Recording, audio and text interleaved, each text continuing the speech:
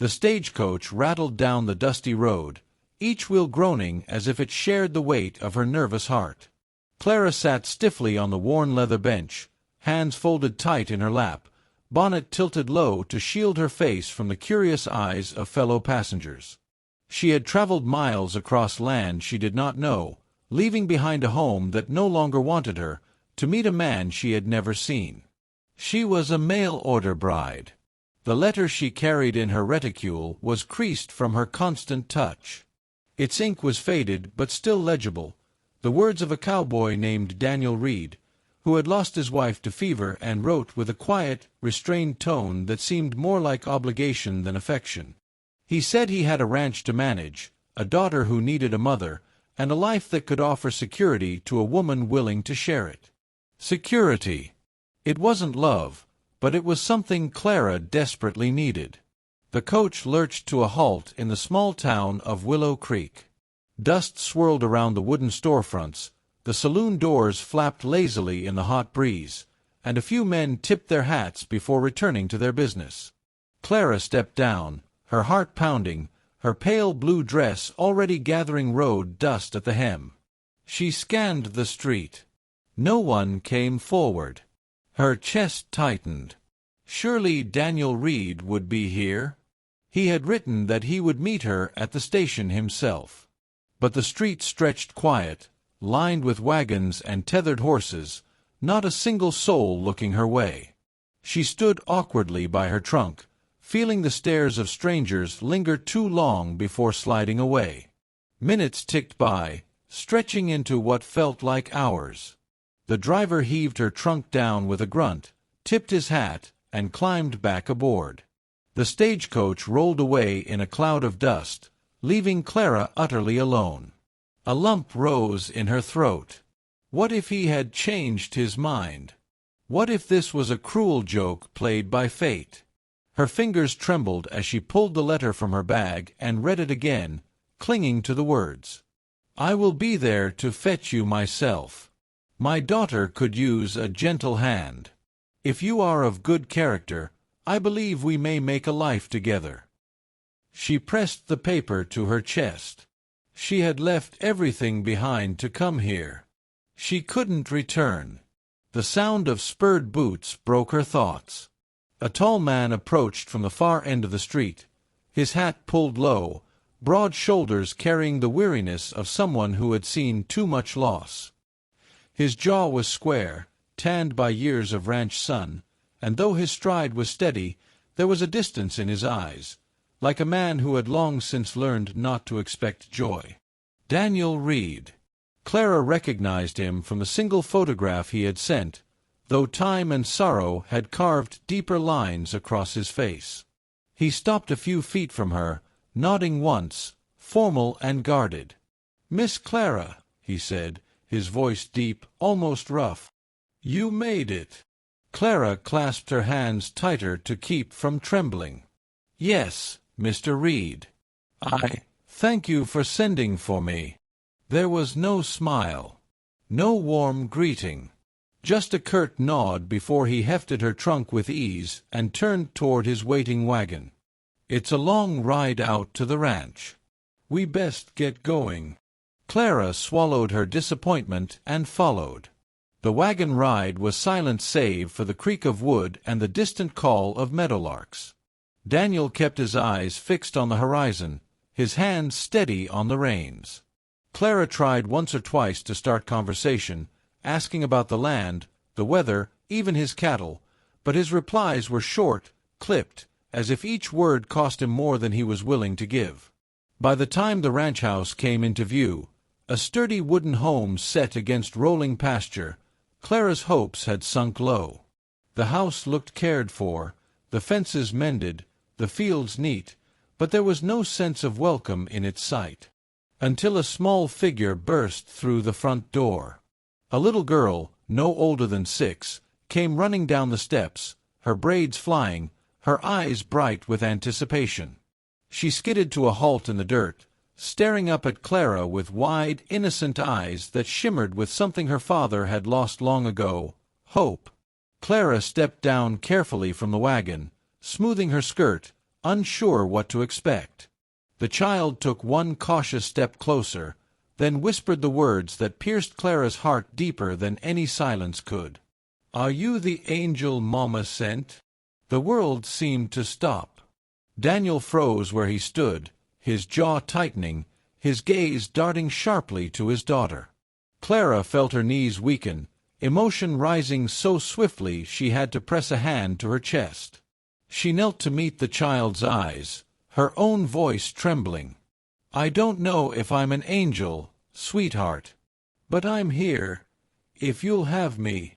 The little girl smiled then, a fragile, tender smile that carried all the warmth her father had withheld. She slipped her small hand into Clara's, holding on as though she had been waiting her whole life for this moment. And just like that, Clara's heart began to believe, for the first time since she stepped off that coach, that perhaps she wasn't alone after all. Life on the Reed Ranch was unlike anything Clara had ever known. The mornings came early, with the rooster's crow echoing across the valley and the scent of dew resting on the tall grass. Clara, once used to quiet mornings filled with embroidery and books, now found herself rising before the sun, pulling on an apron, and learning the rhythm of ranch life. At first, she felt like an intruder. Daniel rarely spoke more than necessary. He would finish his breakfast with a polite nod and head out to the fields, leaving her with chores and silence. The weight of his distance pressed heavily on her chest. She wondered if she had made a mistake, if he had only sent for her out of duty, because his little girl needed someone to wash clothes, mend dresses, and keep the hearth warm. But the child, sweet Emily, clung to Clara's hand as though she had been waiting her whole life for her. Emily was the light of the house. She asked endless questions, about Clara's old home, about dresses, about stories of angels and faraway places. At night, she would crawl into Clara's lap with a book and beg for a story before bed.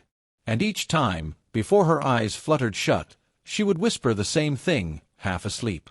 "I think Mama sent you." The words stirred something deep in Clara's heart.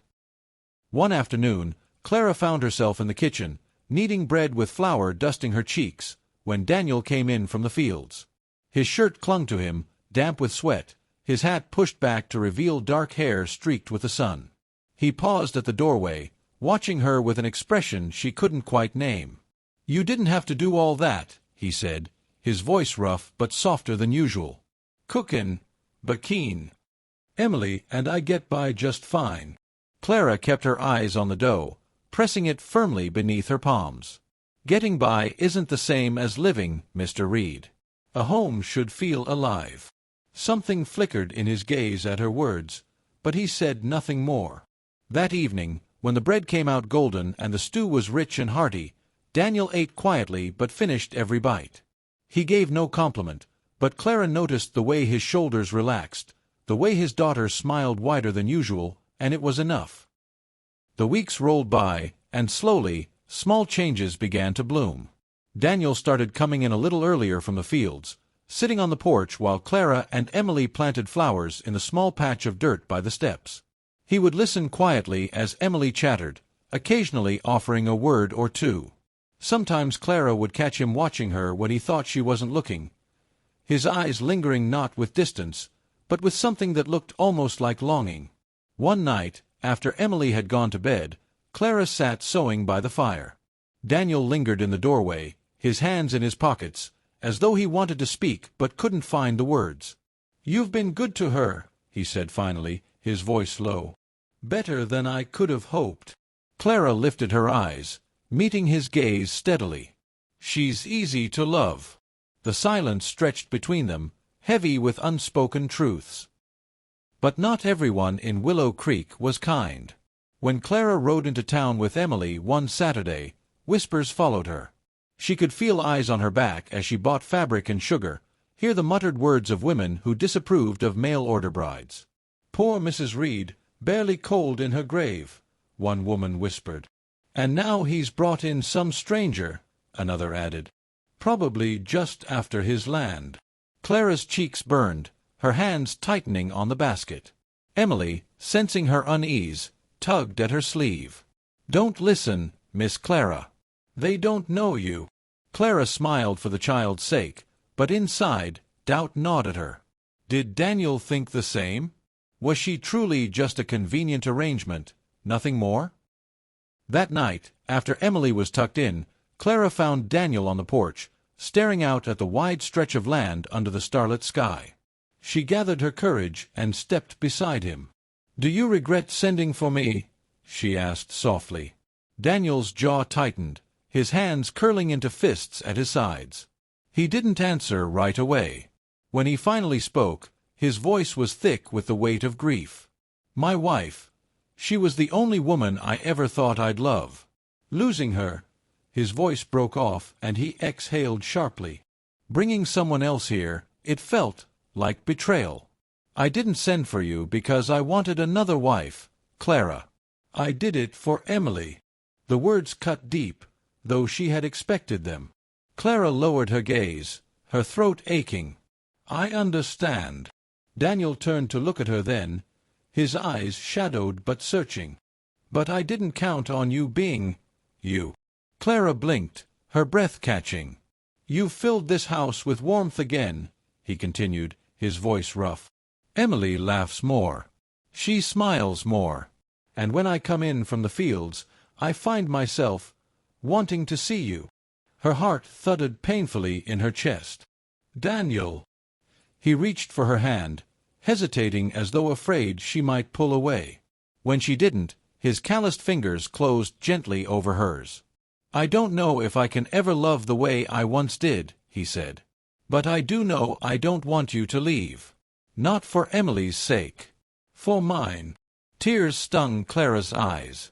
She squeezed his hand, her voice trembling but sure. "I don't want to leave, Daniel. Not ever." The days that followed were brighter. Daniel's walls began to crumble. He laughed more, even joined Clara and Emily in planting roses along the fence line. He began to share stories, about his childhood, about the first horse he ever broke, about the woman he had loved and lost. And in turn, Clara shared her own scars, her own dreams, her own longing for a place to belong. Their bond grew not in grand declarations, but in the small, steady moments, hands brushing as they worked, quiet smiles across the table, the way he would rest his hand on her back as they walked into church together. And then, one golden evening as the sun dipped low behind the hills, Daniel stood before her in the yard, Emily clinging happily to Clara's skirts. "You've given us more than I ever asked for," he said, his voice thick with emotion. "You've given my little girl a mother again. You've given me a reason to hope. Clara, will you stay? Not as someone I sent for out of duty, but as my wife, my partner, my heart." Clara's eyes filled with tears, but her smile shone through them. She reached for him, her voice steady. "Yes, Daniel. With all my heart, yes." Emily clapped her hands with delight, her face glowing. "I told you, Papa. I told you Mama sent her." And as Daniel pulled Clara into his arms, holding her close beneath the endless sky, Clara knew that for the first time in her life, she had found not just shelter, not just security, but home.